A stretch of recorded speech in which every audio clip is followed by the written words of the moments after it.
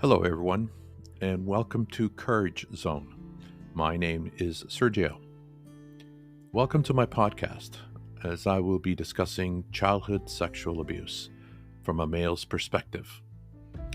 I will also be sharing my story, as I am a survivor of childhood sexual abuse, otherwise known as CSA.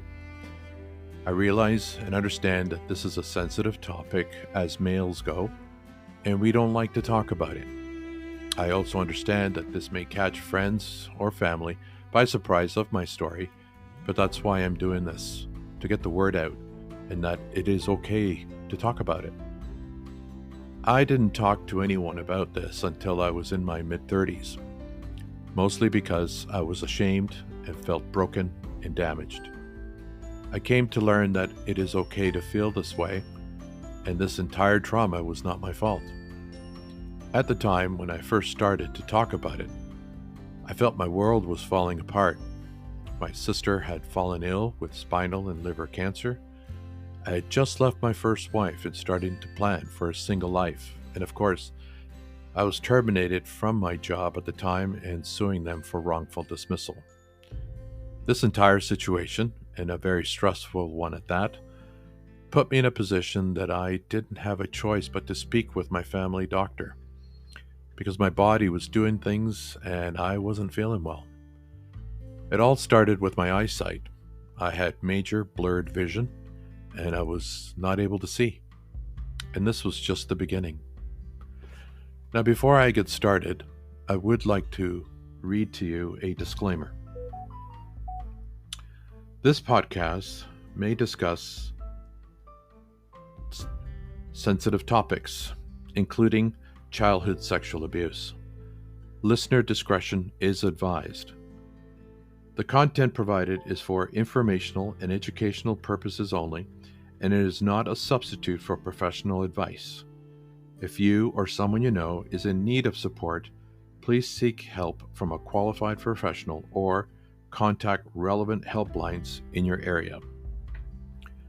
Now, my story begins when I was approximately 11 and 12 years old, up until 16, almost 17 years old. I was not only sexually abused, but also mentally and physically as well. My abuser was my father, and going forward, I will be referring to him as sperm donor. And that's because if you look up the definition of the word father, well, that doesn't describe mine. And the same goes for my birth mother, which I will elaborate later on. My abuse was daily, whether it be sexually, mentally, and of course physically. Now, I will admit to you that because I was always an angry child, for obvious reasons, I caused the physical abuse only because I enjoyed pissing both of my parents off. Now, when I say I caused the physical abuse, I caused some of it. I didn't cause all of it.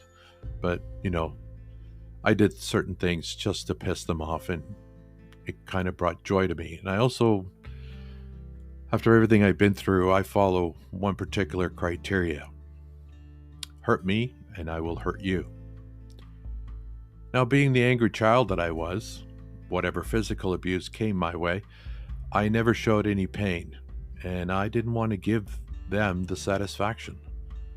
I would also like to point out that my physical abuse came in forms of a closed fist and or a belt buckle. I think what also helped me during my teenage years was the fact that I abused drugs and alcohol heavily, especially on weekends. I just avoided going home on weekends. I think it is what helped me get by in life, because I didn't have a care in the world. During these difficult times, I was constantly wishing that I would die.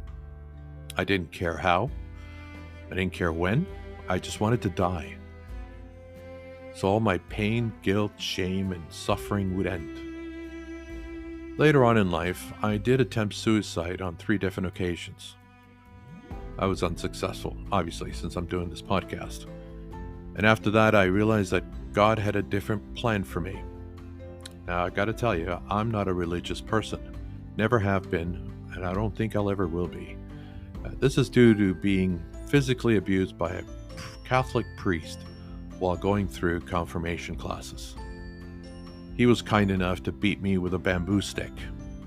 I know what some of you are going to say. You should have told your parents. Well, I did. And that didn't help me because they beat me because I snitched on the priest. I will continue to tell you my story, but in pieces along the way. I'll be disclosing very personal things, feelings, and how I felt about myself, the constant feeling of shame and guilt, even now as I'm 58 years old.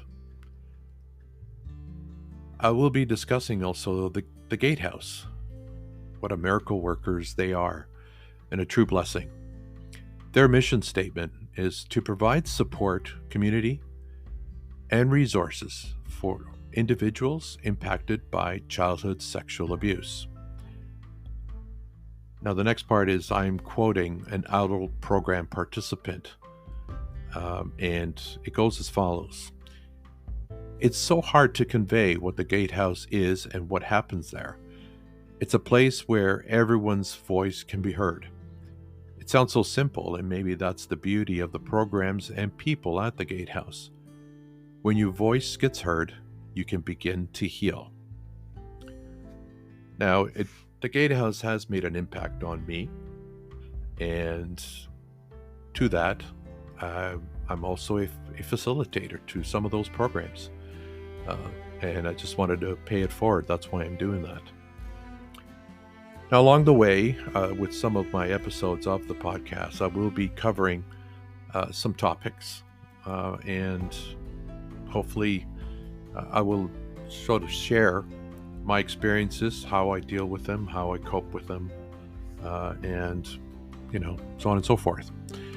The topics are triggers, which I do have quite a few, moving out of isolation and into inclusion, anger, inner child, reestablishing healthy boundaries, sexuality, loss and grief, addictions, flashback and grounding techniques, PTSD, and not necessarily the last topic, but I do have it as a last topic, but it's called pause and gratitude. I will have guests along the way, and I will keep them identities private for the time being. I will have some guests, experts from the gatehouse, some of the facilitators, maybe people that actually run the gatehouse, I'm hoping. And some of these guests, will be people also that have not experienced the trauma that I have. But I would like to be able to share their views and idealisms on the subject. It could be an eye-opening for all of us. I wanted to keep my first podcast to a minimum, and hopefully it keeps you intrigued until the next time. Well, until the next time, keep well. Good night.